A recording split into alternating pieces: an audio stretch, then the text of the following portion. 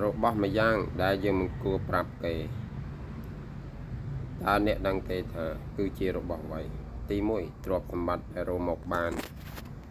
ហាមប្រាប់អ្នកណាដាច់ខាតទោះបីយើងបានច្រើនប៉ុណ្ណាក៏ដោយអ្នកដទៃគេល្អតែចំពោះមុខទេហើយគេក៏មិនដែលថាឲ្យយើងខ្ពស់ជាងគេឲ្យយើងល្អជាងគេនោះដែរអញ្ចឹងការរកស៊ីក៏ដូចគ្នាដែរបើសិនជាអ្នកលើគេ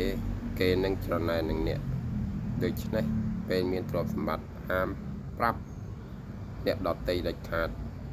បើដឹងលើសពីម្នាក់ហើយគឺគ្មានការសម្ងាត់នោះទេហើយអ្នកនឹង